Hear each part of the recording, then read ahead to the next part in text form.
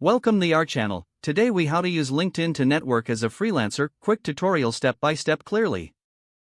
Begin by creating a polished LinkedIn profile. Use a professional photo as your profile picture. Craft a compelling headline that reflects your freelance skills. Write a concise summary that showcases your experiences and services. Include relevant work samples in your profile. Gather recommendations from previous clients or colleagues.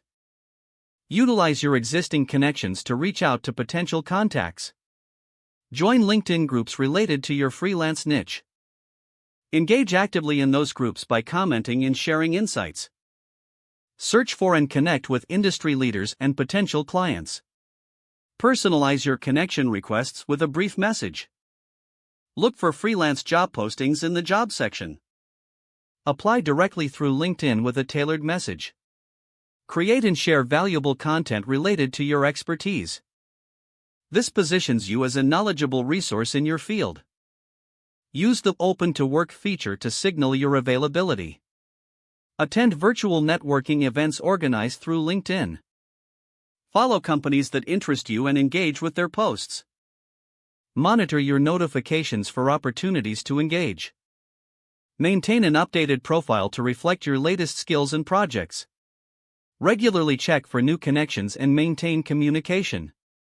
By using these strategies, you can effectively network on LinkedIn as a freelancer.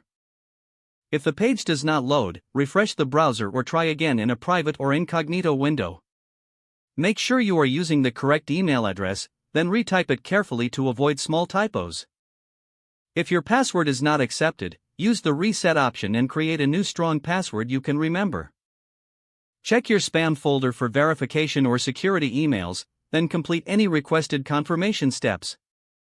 Enable two-factor authentication if available to improve account security and reduce unauthorized access risk. After signing in, review your profile details so your contact information and settings are accurate and current.